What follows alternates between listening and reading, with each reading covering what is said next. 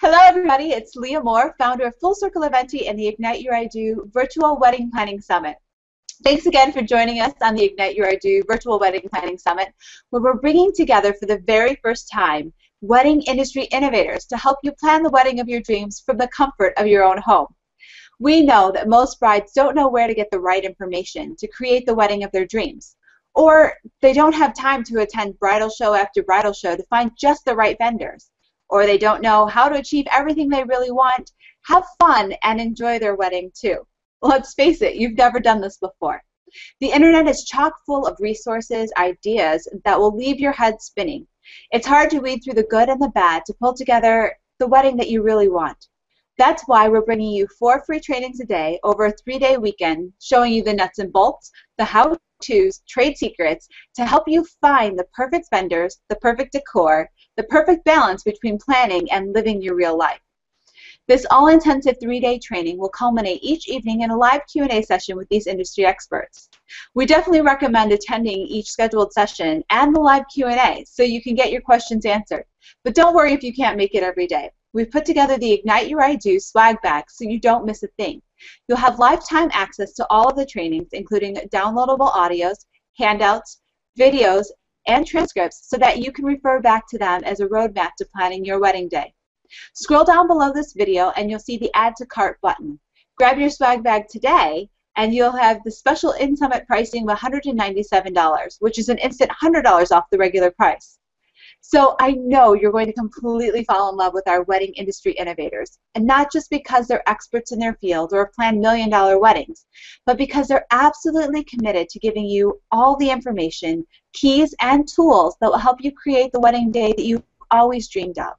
And since we're about everything digital, we have $2,500 in prizes to give away, including a tablet with free digital wedding planning books and programs hand-selected by our experts, as well as live consultation sessions and anything else you need to help you plan your wedding day. So head over to fullcircleeventi.com/enter and enter your name and email address and start inviting your friends. You get points for every friend you refer to the summit through email and social media. And of course, you get to share free valuable training with them as well. So we'll be announcing the contest winner live on Sunday, May 11th during the Q&A presentation. You do have to be on the call to win. Oh, actually, I should say we'll be announcing the winner live at the live Q&A presentation this evening. You do have to be on the call to win. So go over to fullcircleeventi.com/enter and enter for your chance. So before I introduce you to our wedding industry innovator today, I want to let you know how you can interact and ask your questions. We've installed the live chat box to the right of this video. Just log in with Twitter, Facebook, Google, or any other social media option and start commenting and asking your questions. One of our moderators will be interacting and keeping track of your questions during the live Q&A sessions. We also have social shares above the video and ask that you take a few seconds now to like this page. Share it across Facebook, Google+, and Twitter so that we can really grow an amazing community of brides looking for help creating their dream weddings just like you.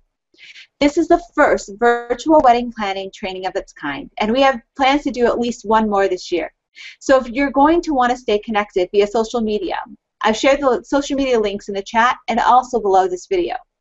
We'll have more free trainings and offerings for you throughout the course of the year, so you'll definitely want to stay tuned and share the information with a friend. So now for the main attraction. Jasmin Sabau is the founder and creative director for an up-and-coming luxury design studio, Jasmin Michelle Designs, based in Los Angeles, California.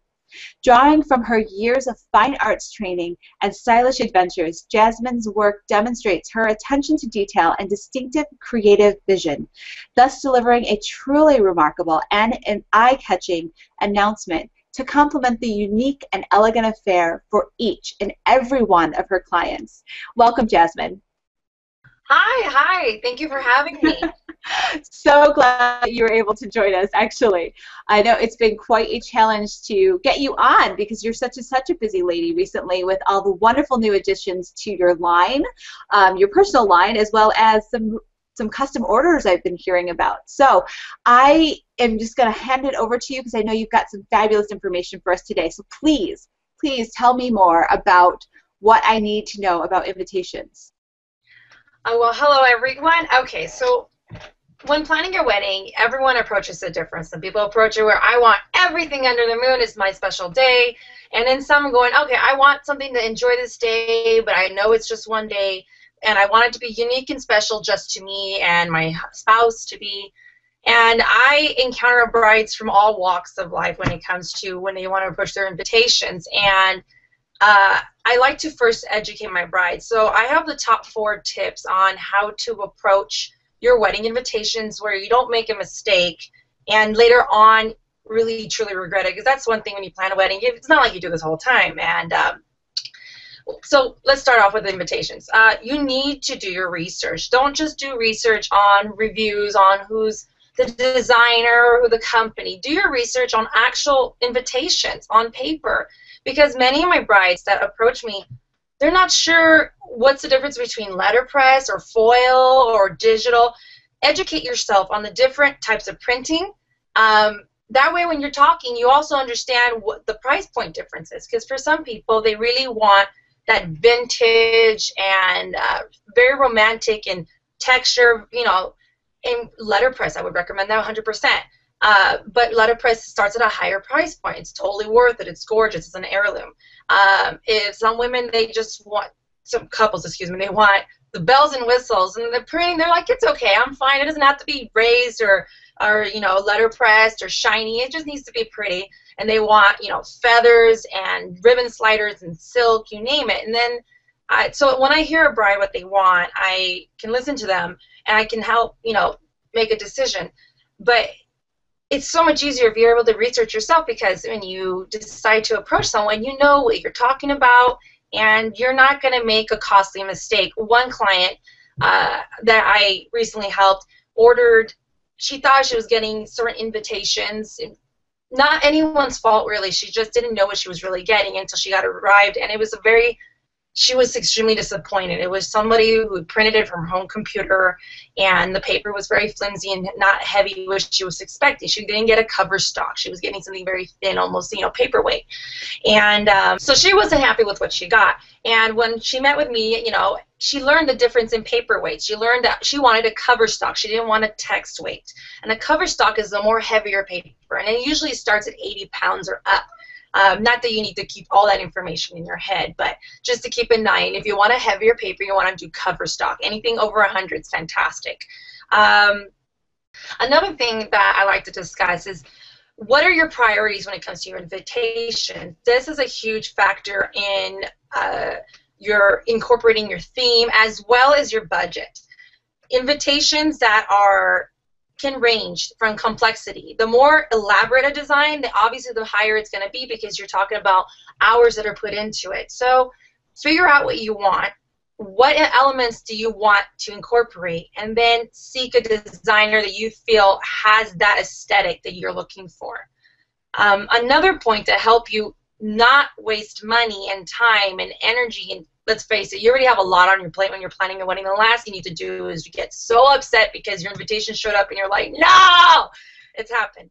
So when you hire someone, research on who they are, yes, but don't base it on a price point only. You want to look for someone, just like any other professional you decide to work with in your wedding. You want to hire a DJ that knows what they're doing. They know how to keep everyone on the dance floor, music for grandma, and bring the teenagers back on the dance floor. You know, never let the dance floor get empty. You look for reviews. Do the same thing with your invitations. Don't just go off of just, you know, oh, okay, this is on one side, I'll just click it. Do your homework. If you want something personalized, then you're going to want a custom invitation designer. If you want something, you know what, something just normal, traditional, it's fine, you know, it's not a big deal for me, then there's plenty of ready-to-orders that you can customize to your color, perhaps your font, depending on who it is, and you're fine, right? But know what you want. If you want something just for you, go to the custom way. You're going to spend all that time, just go straight to custom. Don't waste your time.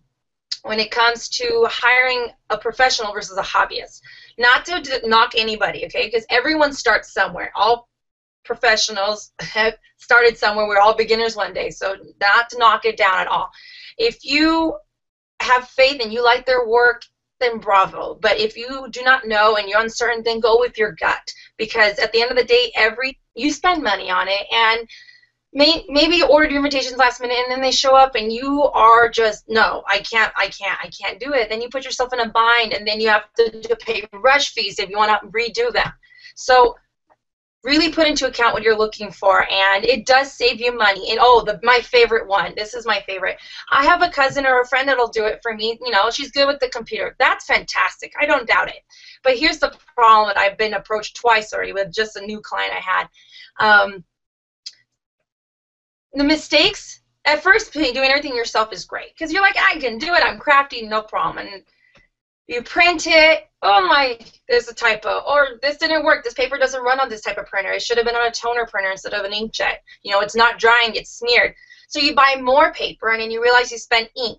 Everything adds up. All the mistakes will eventually add up to the point you're going, I should have just hired someone who does this for a living because we already dealt with the problems, we already had those headaches, we started somewhere, we know, oh no, you don't use that paper with that type of ink. But you know, as I said, you know, don't judge, you know, a beginner. And if you definitely have this vision and you see a professional knows what they're doing, then go that way. It's less of a headache. It's a system. It's fun. No matter who you choose, it's like a photographer as well. Invitation designer you're going to spend time with. And at first, when everyone thinks about a wedding, you think invites, okay, no big deal.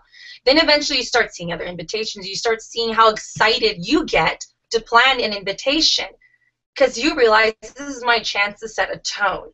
And when you do that, you want to choose somebody that you are going to be happy talking to and emailing back and forth, and someone who actually understands what your vision is. I get clients that they're not really good at articulating. So I tell them, okay, what do you not like? Let's work backwards, okay? And they'll tell me, I cannot stand Chevy chic, or you know what, I like this, but I don't want it too vintagey. I want it to look classy and aged, but not super weathered.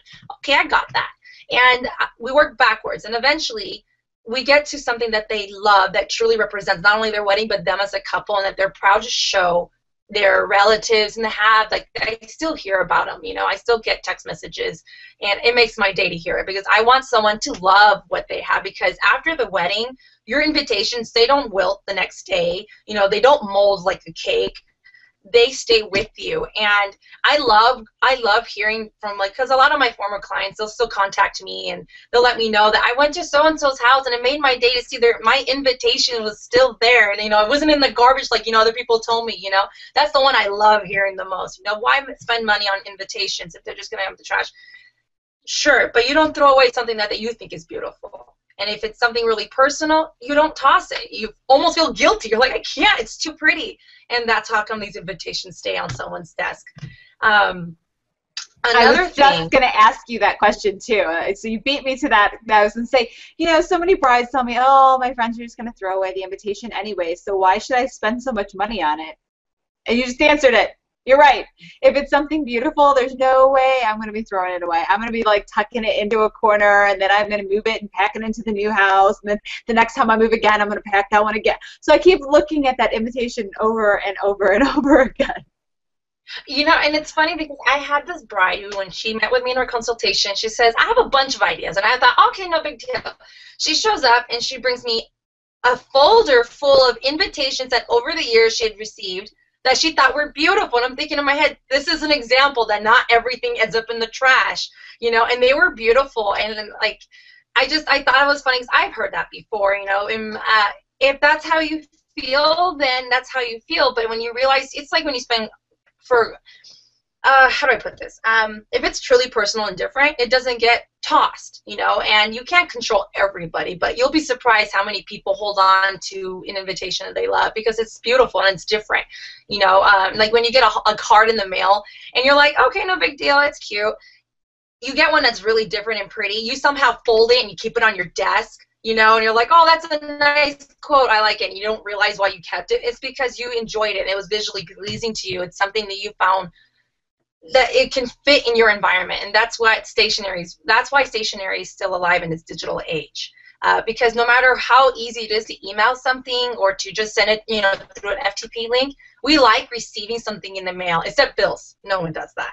But you receive the invitation in the mail. It's a pretty envelope, and you're like, yeah, someone thought of me. And that's why the invitation business is around, because people love that personal, special feeling when you get something. Now it's a package in the mail almost. You know, it's beautiful, it's different. So I'm going to add on to what you just said, because I just saw this cartoon the other day where it was like 1980 versus now.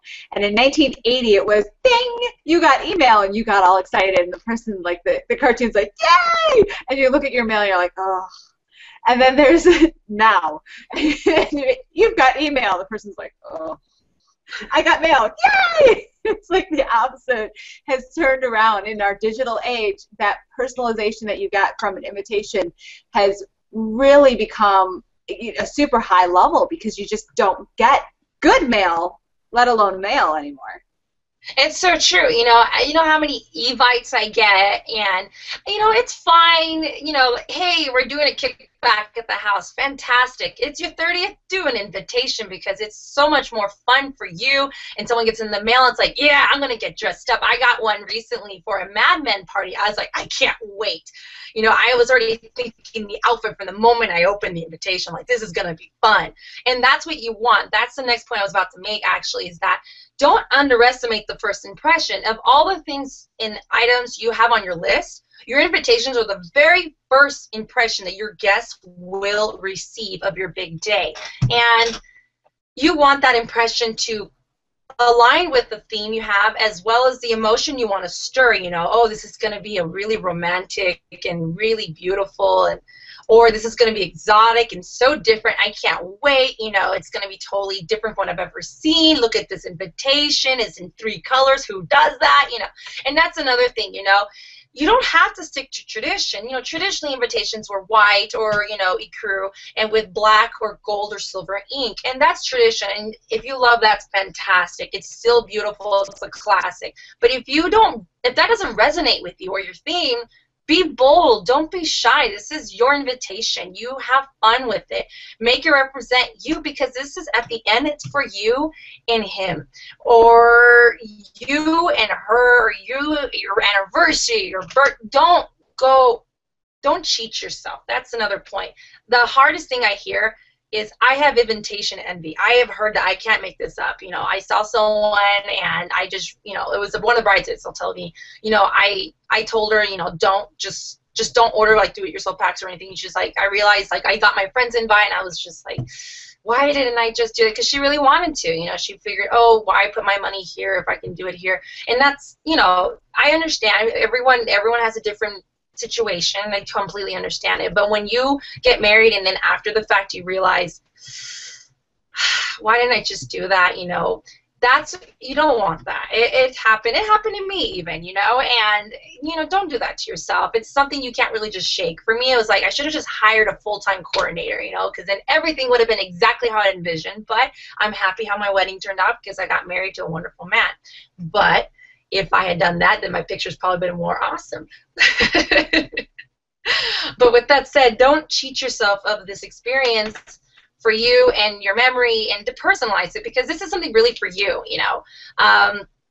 It's not like the wedding dress that gets packed away either. It's something you can pull out again and again. You can even have beautiful pictures and incorporate it in your wedding album. I've seen wonderful collages. There's so many things that people don't realize until after their wedding day, and I beg you not to cheat yourself of something you want. If you really want a really personal wedding stationery, and not just the invitation, you got to save the date. You have the day of, where you have wedding menus, you have table numbers, you have tags for your favors, you have programs. There's so many things you can do to really personalize your wedding and truly make it one of a kind. And if you want to do that, then work with a professional that can understand your needs and see what they can do to help you achieve what you want. And someone with more experience will have a lot more ideas. I will tell you, I hear someone, it's like, okay, so we got this, and this. I'm like, that's great. Now, there's a few ideas we can come up with that would achieve the same effect and work within your budget. Or you really want to pop and say, well, I have this idea. I haven't done it yet, but let me tell you. and they jump on it because they want something just for themselves. And at the end of the day, everything about a wedding is special because no wedding is a cookie cutter. No one wants a cookie cutter wedding. That's why everyone wants something just for them. And the stationery is your first one, honestly. You know, your guests see it, they get excited, they see this awesome invitation in the mail, and the first thing they want to do is just open it up, and they start thinking, okay, this is black tie, I have this awesome dress I want to wear, you know, and they start thinking, and they show up, and it's the ambience, it's the energy you want, and it's your first chance to kickstart it. And that's exactly what we've been talking about all day, is about guest experience. And that's why I left you for last today, because really you are the beginning of the guest experience, regardless of whether the invitation is taking you to a destination or whether it's in your local town or whether it's in your backyard. Your invitation can tell someone that the moment they open it. Correct. And it transcends. It can take you anywhere, and that's the beauty of design, you know. The invitation's job is to get people to go, I want to go. I cannot miss this, you know. And then the day of, everything else just reinforces, I was right. I had to come. This is a party not to be missed. I cannot wait, you know. So that's the beauty of the wedding industry. You can actually make a tent inside a ballroom. You can actually create an enchanted forest. Weddings, it's wonderful, actually. The event industry is amazing. The creativity, there's so much talent that you can't not take advantage of the talent that's available. You know, I have this one bride. I love her to pieces. She was marrying a sheriff who got promoted. Not sheriff, excuse me, detective, excuse me, pardon me. And she wanted to surprise him with an invitation. And when I first heard her invitation idea, I was like, oh, that's different. I didn't knock it out. I was just thinking, that's different. I've never heard of it. She wanted to incorporate some police theme element because she wanted the invitation. She said, everything else is about me. I want this to be a little surprise for him when he opens it. You know, he has no idea. I'm like, okay, that sounds cool. And so I designed a really beautiful vintage Los Angeles badge. There's a certain shape with the eagle on top that was from the 40s, which without me knowing, was the anniversary of the department, and they brought back that badge that same year. I didn't know that. And so the badge, the way the invitation opened is that the badge was on top on a beautiful metallic sheet of thin transparency paper. And you lift it up in a beautiful invitation, which was bold because her colors are black and silver.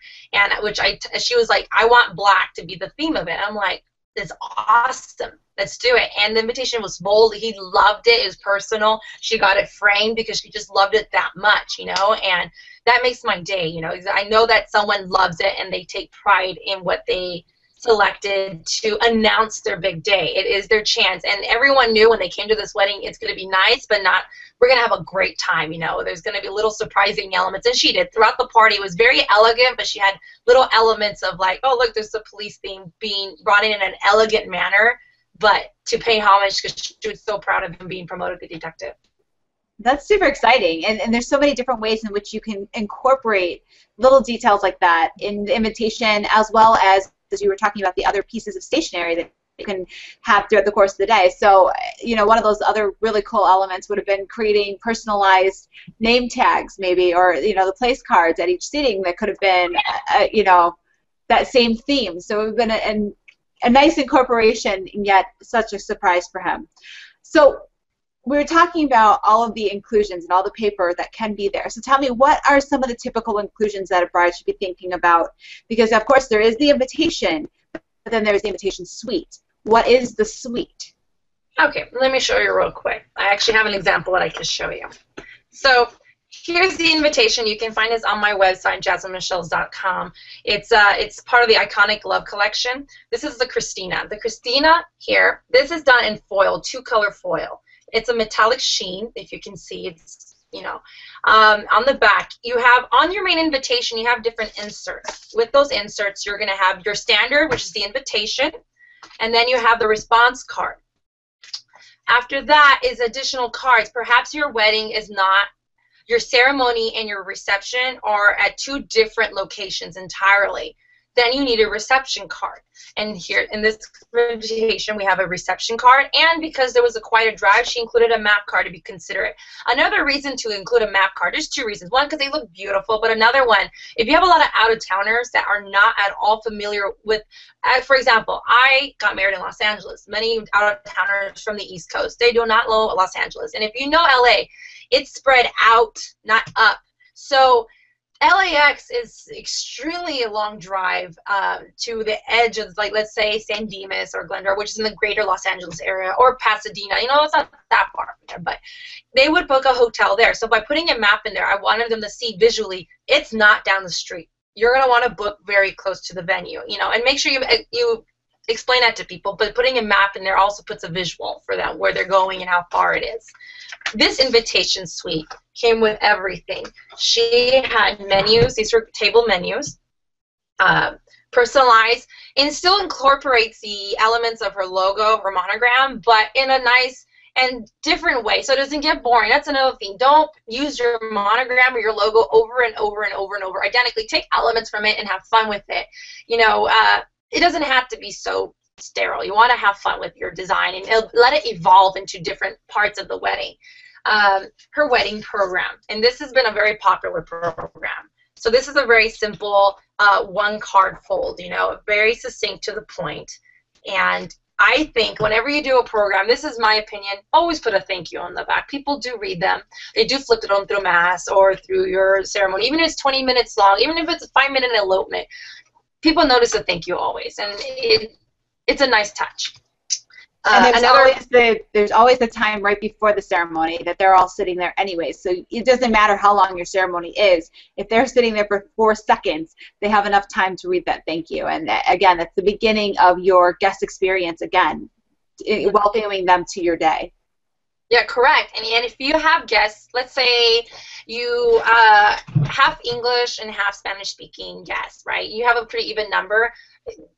Do it in 2 languages. That's fine. You know, a designer is going to know how to approach it. I mean, that's how I actually started my business, because I had a lot of multilingual brides come up to me going, okay, I want to have more than 1 language. How do I achieve that? And that's how a custom designer can also help you. In the program, you can also include that. And this one is multilingual. This one is very similar. It's a take on the Christina. Lots of information to go in there, and it's bilingual, which is great. It accommodates it allows other people, especially like the older generation who they don't speak really good English, and they're going to be like, okay, someone thought of me. That's so great. Table numbers. Now, these are self-standing table numbers I create here. This is how you continue bringing in the theme throughout the entire wedding. You know, you have your table number written in a beautiful way, and then your name on top, because it's personal. It's not just a standard one you ordered from anywhere that's just 1, 2, 3, and 4. This is made for you, and it's self-standing, ready to go. You just put it on the table and ready to go. You know, these I make myself. They're not ready to the market, the general market. It can keep going. I've made wine labels that were favors. That I love doing wine labels because it's so fun. You really take the vintage, you know, Napa-esque style, and you just throw in your logo, and you really bring the colors. It's a lot of fun for me. Favors, fans, you name it. You know, there's so many ways to incorporate it. Or stationery can help you achieve that effect. And you don't have to just work in paper. You can use acrylic. There's so many things you can do. That's the beauty about design, is that you can put it on anything. I've seen invitations on leather. Anything is possible. It depends on what you're going for.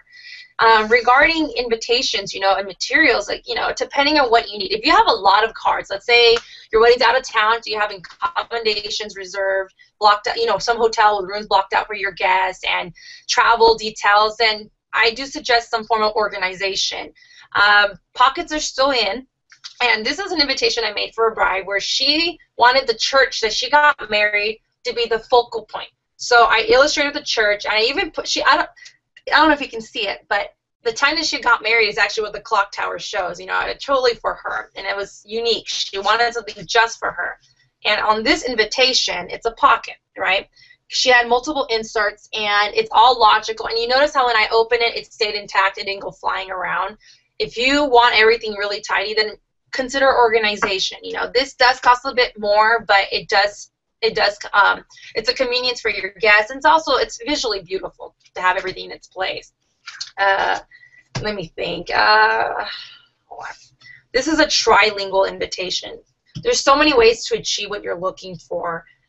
This one is in English, Japanese, and Chinese, and 3 languages. They didn't want to have separate invitations. This clients, they were like, we don't have the time to separate. We just want one general one to send to everybody. And we were able to do that. And they, you know, these invitations are, this client's 4 years ago. They just had their 2nd child. And, yeah, their invitations reflected what they wanted, which is to show the merging of the 2 cultures and getting married here in Palos Altos. And they made sure to make it happen. You know, they sought a creative and a custom designer to help them achieve the effect they were going for. Let me think. Of course, when you're doing these multilingual invitations, that really does require them to be involved with it. I'm assuming you don't speak all these languages yourself. Oh, I wish I could. Some of them I can help. You know, I am fluent in Spanish and Portuguese, but, you know, the Romanian or obviously not Japanese.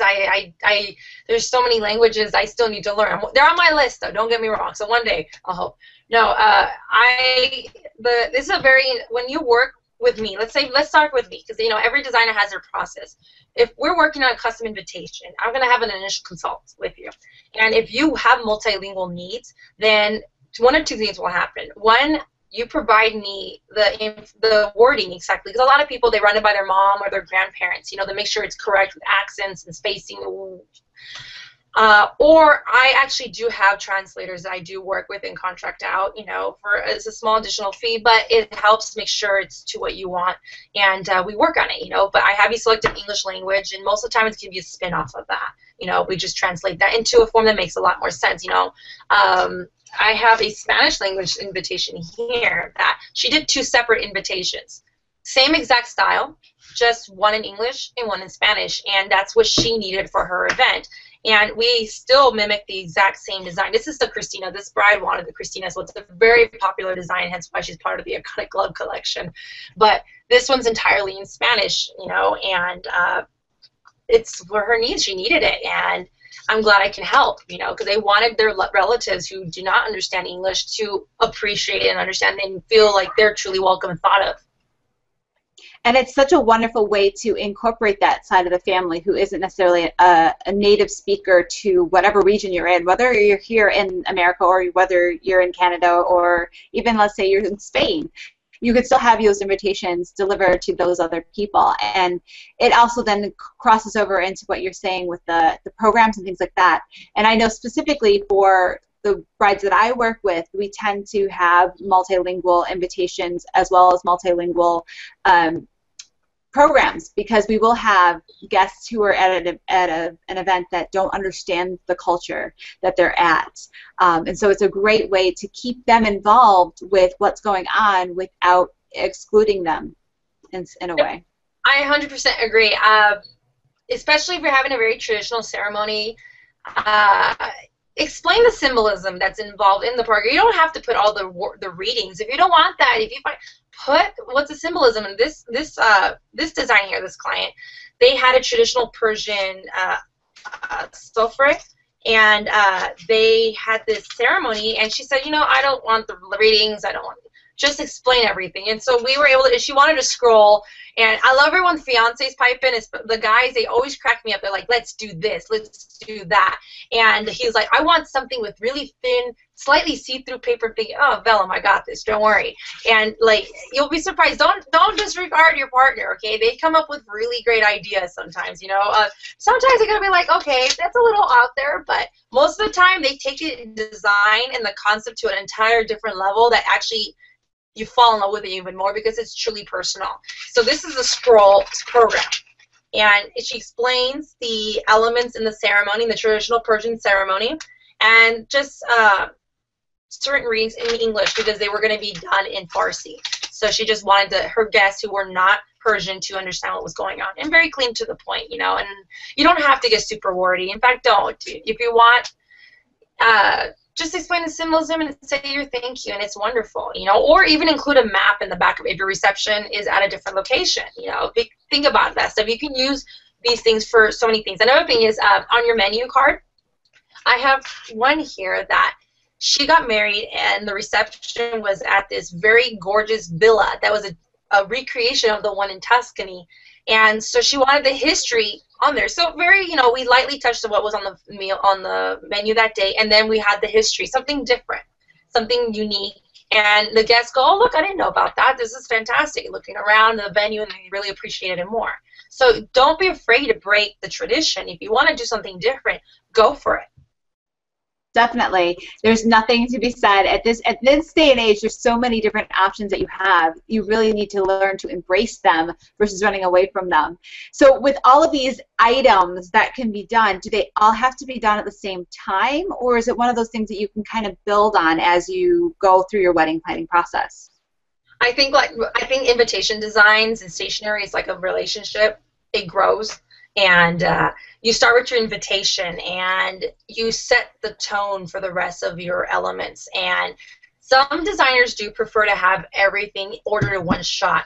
That works if it's already ready to order. In my experience and how I treat it, I handle invitations first. And once those get mailed out, then we start talking about the day of stationery and even thank you cards at that point, because the designs will evolve. And you want it to reflect the reception. Let's say you decided like 3 months before the wedding, you're like, I want purple flowers. I don't want this white flowers anymore. I want color. I want it to feel sexy and romantic and intimate.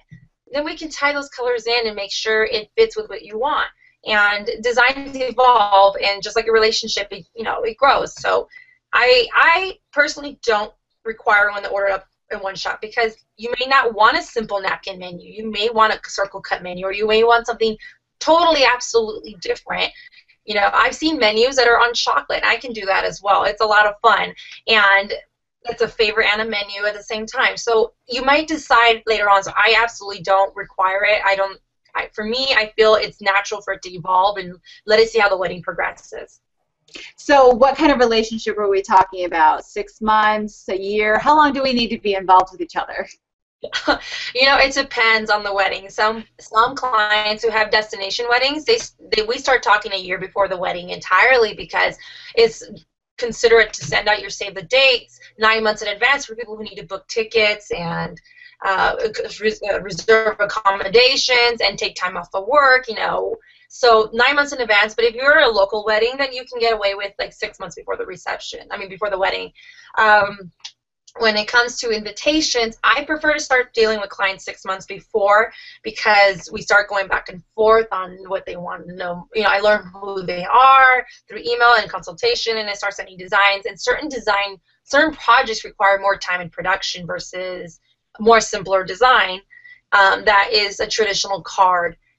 Something that involves a lot of panels, a lot of interesting materials that I need to order from overseas, then we need to accommodate time for that as well. So I like to start 6 months in advance, but I do get brides who I get a panic phone call 4 months, 3 months before the wedding, like, I was supposed to send these out, and I help them, because it happens. You get so caught up with everything else that you forget, oh my God, the invitations. No one's coming if they don't know about it. So it happens, but I do prefer 6 months before. Yes, it's a better, especially if you want a more elaborate design, something with custom embossed paper from India, or like silk boxes from Thailand. You need time to accommodate for them to arrive to America. But anything can be done. It just depends on how far in advance we can start planning. And in that same sense, I was going to ask, you're talking, just as a clarification here, you're talking about 6 months from the wedding date, or 6 months from the time that those invitations should be sent out? And then to follow up that question, what is the advisement as to when to send out your invitations? Okay, 6 months before the wedding date. No, that'll be a very long gap. You don't want to send it too early, because let's face it, we live in a digital age. We're extremely busy. Our attention spans aren't as long as they used to be, and invitations sent out way too in advance, people forget. It just happens, and no one means that to be on purpose. It's not like they didn't care; they forgot. I recommend brides to send out the invitations 8 weeks before the wedding, and always request 3 to 1 month. In my opinion, I would say 3 weeks to 1 month before the reception, because you're going to have to, no matter what you do, you always have a few stragglers, so you want to give them time to send the RSVPs back in, as well as you have that 1 or 2 people before the end of it, you're just like, okay, Are you coming to my wedding? Oh, that's great. And then you have to make the call. And I mean, I always warn my brides, like, no matter what you do, you just expect it. It's going to happen. But most of the guests are pretty good. But there's always, like, you know, it's human nature. Sometimes you misplace an invitation. Not that you misplace one of mine, but it does happen with some. I'm kidding. What is it? I recommend you contact a designer 6 months before your wedding. Just like when you're looking for your dress, actually, that's a good time to remember. I'm looking for my wedding dress. Let's just contact a few people now. Start doing your, like, realizing what you want. Order samples. If they offer samples, then order samples, because sometimes it's make or break when you see the sample online. Some pictures that do wonders, you know, and sometimes it's not what you expected, or sometimes it's even prettier in person and the picture did no justice. Order the samples. Give yourself the time so that last minute you're not feeling like you're settling and cheating yourself of what you really wanted because you didn't give yourself the time. And then if you start earlier, then you can start working on your other wedding day of wedding stationery. You know, the menus, the programs, thank you cards. There's so many things that if you want to start, it's better to start earlier than later, just like with anything. All right, so what kind of trends are you seeing nowadays? What are brides tending to gravitate towards when it comes to their invitations? Brides are still going for anything with organization. Pockets are still in. They have been around for a while, and they are. I think they're going to still be here for a while. Brides are still, in my opinion, they're gravitating towards more textured invitations now. Glitz and glam is still there, but less jewels. They're more simplistic in embellishments, but with a lot more intricate design work in the actual invitation printing itself. We're going towards tradition, but with a kick of color, if that makes any sense. The whole 1920s Great Gatsby was wonderful last year, but I see that already transitioning out. I do see a lot more mid-century design, more mid-century color tones, especially like oranges and yellows and lilacs. I see those colors coming in big time this year. I also see very clean line dresses, no more, you know, elaborate beading and, you know, cap sleeves, you know, long sleeves. You know, they're transitioning out. You're seeing more clean lines. So when it comes to invitations, it's starting to reflect more structure and simplicity, but with design focus versus elaborate embellishments. Wax seals are still in. People love them. It does add a sense of like, ooh, this is special, you know, it's sealed. I do see a lot more requests nowadays for custom illustration too on their invitations. They want something that you can't find anywhere else on the internet, that's not a stock art that you can purchase. They want something just for them. The church was a great example. They want illustrations of their side profiles with elements of the flowers and decor that they're going to use. It just depends on the thing, but I'm starting to see more of that, and clean, more structure, definitely. Interesting. I would think that it would be just as embellished as it was. I know Great Gatsby last year was a huge theme. And obviously I myself am in the Midwest, so we tend to be a little bit further behind everybody else, but we're talking to people across Canada and the U.S. as well as across the world. So I love talking about the trends that are coming and going, because we all know that they will come back around again. So when we're talking about these things, let's talk about the seals. You talked about the wax seals, and that requires a little extra work on the part of the receiver. So or I shouldn't say the receiver, but so much on the end of the bride. There's some things that they need to keep in mind when they're ordering their paper weights, their seals, and things like that when it comes to sending them off to their guests. What do they need to keep in mind here?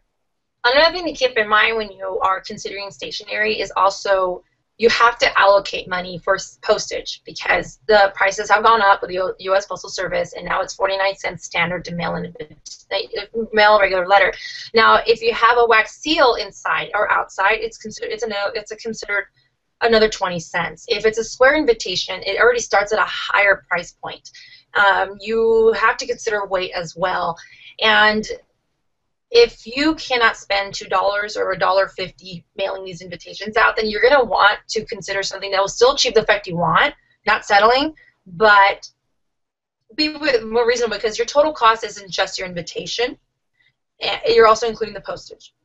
And yeah, I think a lot of brides forget that aspect, because when we think about mailing things, we think about just the standard cost of something, you know, the 49 cents per stamp, but the average invitation itself does not cost that. It doesn't even matter what paperweight you're really getting. The average invitation doesn't cost that because you have all the extra inclusions. No, it's true. It's what I always ask my brides during consultation. Okay, you know, when they select a square set, I want to let you know just right now that the squares automatically start about 20 cents higher. And if you put, like, here's a nice embellishment. These are called wraps, right? I use them on my invitations, especially the pockets.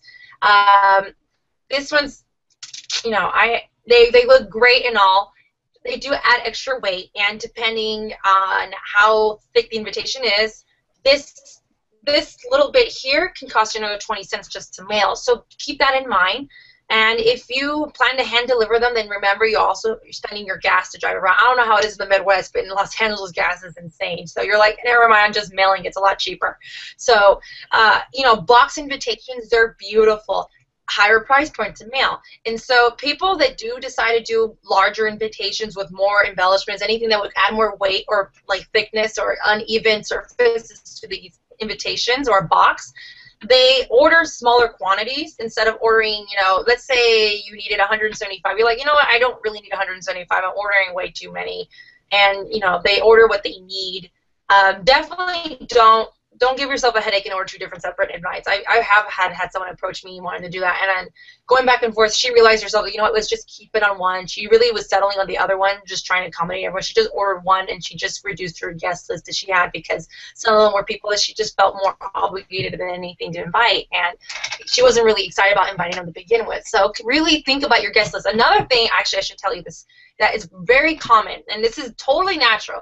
You always think guest list, invitation count, not the same number, but I'll get brides, they'll write me, and they're like, I need 300 invitations. I'm like, oh, that's quite a few. And I ask them, okay, is it 300 guests, or is it, because remember, it's an invitation per household, and if they're single and live away from home, then they get their own invitation too. And, you know, they're adults, they should have their own invitation. So keep those numbers in mind.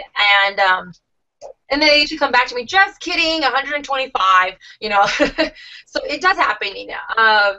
That's one thing that I've heard a lot of people, that's the first question I always ask. And then your postage, you know, consider this. I like to be very honest with my brides, because I don't want them to have a surprise, and I don't want to get that call going, I didn't know, because I would hate to be put in that predicament. So I strive not to put my brides in a predicament like that, because I don't think it's fair. And I've been around long enough that I can be able to, hey, heads up. So I try to at least, you know, be honest and be like, okay, this is going to add a bit more, and if you want to do this, this is how we can approach something similar to it. Or we do this effect, and at least you know.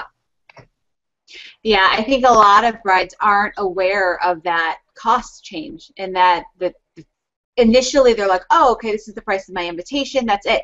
They're just not thinking far enough ahead in advance, and it's really great that you are able to give them that information up front, which is one of those things you get when you're working with a custom stationery person. You don't get that when you're working with a book or a catalog or an online person. They're not there for you, so you don't have those bits of advice that you really are looking for.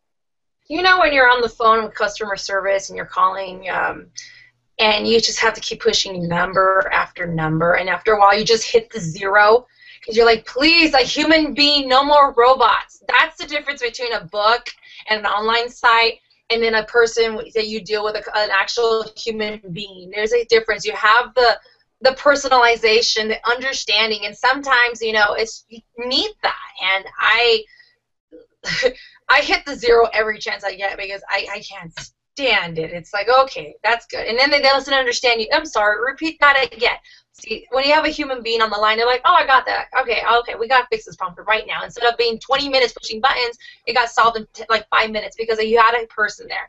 Working with a custom invitation designer allows you that. It's liberating, actually, because you are confident what you're getting. You're working with someone that you know they care. They care about what you're getting, how it's going to come out. They care because you are going to get it. It's for your wedding day. It's a special day. It's not any other day. It deserves to be wonderful and absolutely perfect for your day. And they care because, you know, a lot of artists, I myself, we take so much pride in what we do. I will not send something out that I mean, if they select a font, I'm like, okay, I'll choose a font and I'll design it and said, you know, if you don't mind, let me show you one with the same style with a different font, just because I think it carries the message better.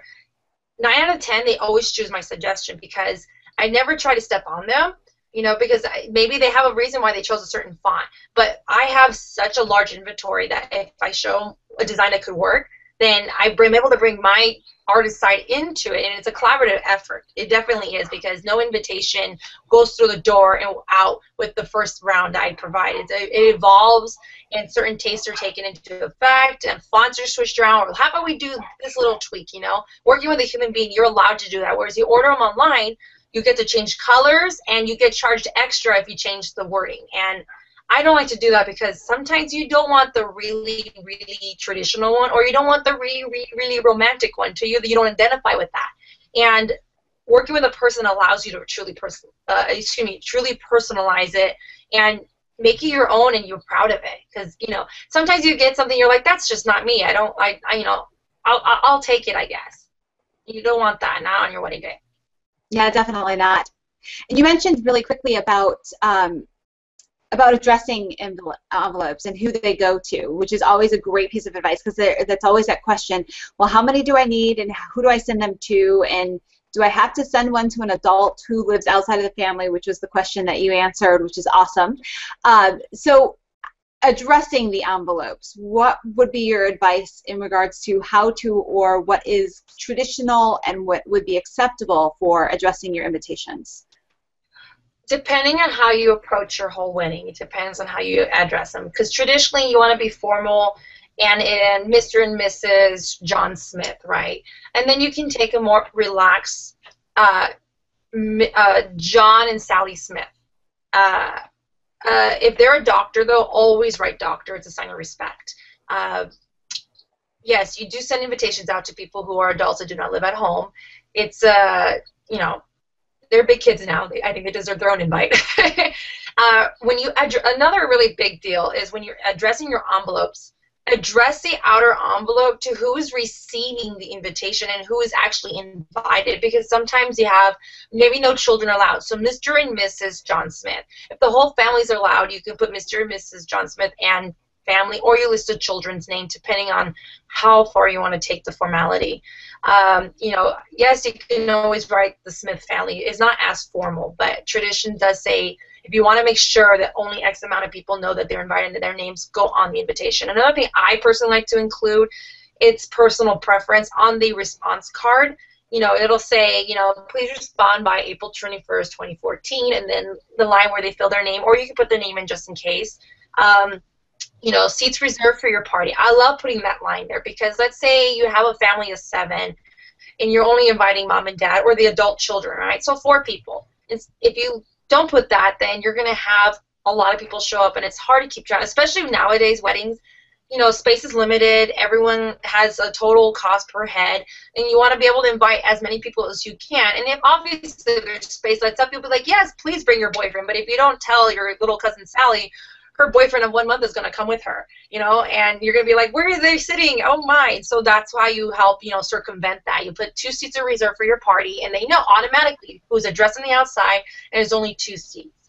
Another thing I strongly recommend, if you don't like to write the name on the response card, which you don't have to use, traditionally you don't, you will, not that I mean to, it has happened multiple times, and I always recommend my brides to do this, use a coding system, because you'll get a response card in the mail, and they're like, great, they're coming. There's no name on it.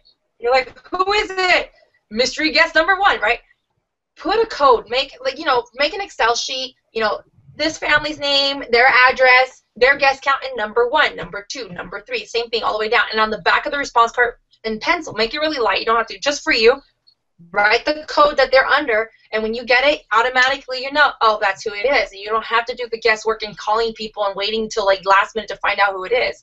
You know, it's another trick to help save the headache, you know. And another thing about wedding invitations, if your event's black tie or a Hawaiian theme, mention that on the invitation. You can put black tie or black tie optional, or Hawaiian fashion's best, you know. Have fun with it. You can mention on the invitation, and people automatically know. If you have a semi-formal, then you don't have to worry about mentioning it, or you can add a really fun twist on it and bring your Mad Men vest or something. You play with the wording. You don't have to do traditional if it doesn't reflect who you and your wedding is going to be like. Regarding children, it's a huge no-no to say no kids on the invitation. It's also a huge no-no to say anything about gifts, because technically you're inviting them as a guest. When it comes to children, though,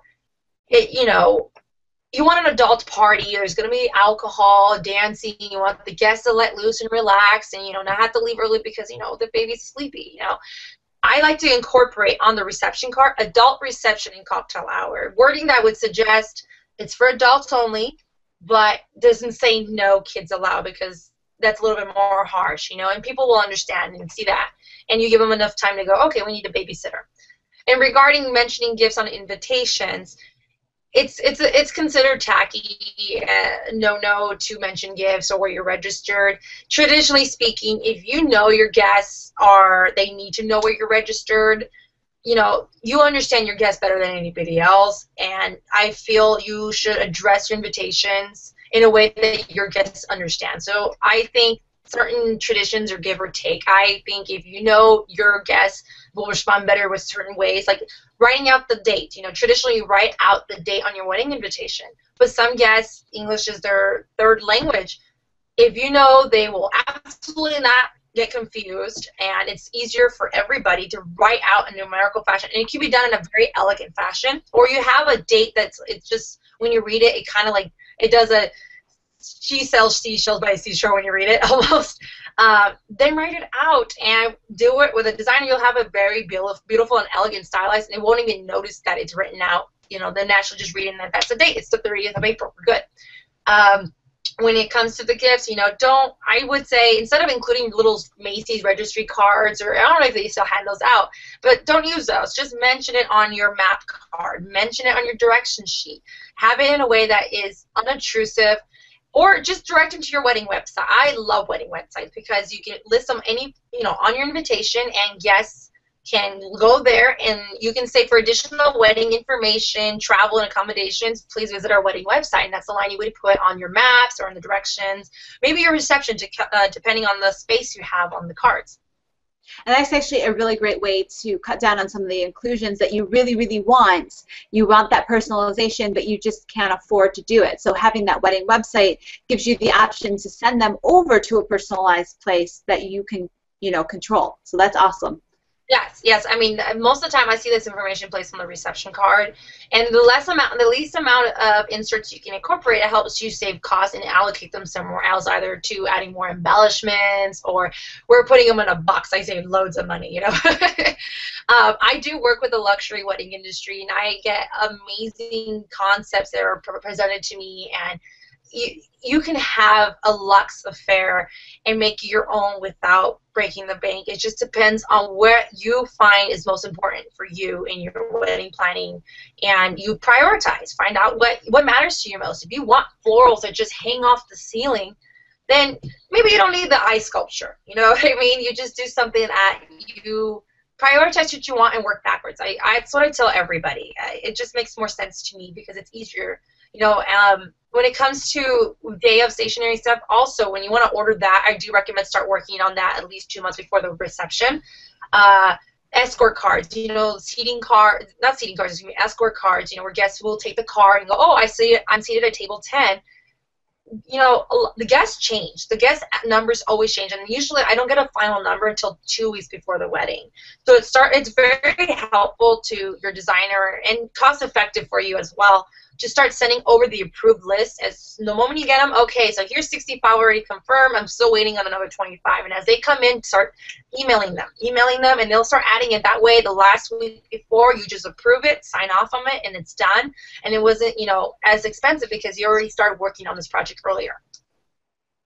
Great advice, and actually you've given us so much great advice that we are actually at the cap of our time, and I absolutely love the fact that I feel like I should get more from you. That's so really, Jasmin, how can brides reach you? How can they get in touch with you? Because I know you do work all over the country as well as internationally, so how can they get in touch? Oh, it's very easy to get a hold of me. You can find me on my website, which is JasminMichelleDesigns.com. Jasmin with no E. I have a Twitter at Jasmin Sabau. You can follow me on Instagram. I love Instagram. I love anything beautiful, and when my invitations come and I have something fun to share, I love sharing it. Facebook page as well. It's very simple. They're all the same name, Jasmin Michelle Designs. And if you need to reach me, email me at Jasmin@JasminMichelleDesigns, or you can reach out to me via phone call or any social media. I'm here to listen, you know, and if you have any questions, don't be shy. I love talking and getting to know you, and if, you know, I'm here to help. Fantastic. Thank you so much for joining us. I'm going to leave you with one last piece of advice. Do you have one small nugget of advice that you would give a bride when it comes to creating her invitations? Just because everybody else is doing it doesn't mean you have to do it. So if you don't want a pocket invitation, don't do it. If you don't want, or if you're not in love with engraved printing or letterpress, then do something that you really love. This is your money. This is your time. This is your imagination. This is what you want. Do what you want. Don't follow the crowd. If you want something different, stainless steel, you name it, we'll do it. Just call me. Awesome. Thank you so much, Jasmin. And ladies, we will see you back at 8 p.m. tonight for our drawing as well as the Q&A session. So if there's a question that she didn't answer for you, I am sure that any of our wedding experts would love to answer if she's not around, because we all have some experience, and of course Jasmin will be around for you to ask questions too, or you can shoot her an email on her website as well. So have a great evening. Take care. Thank you. Yay!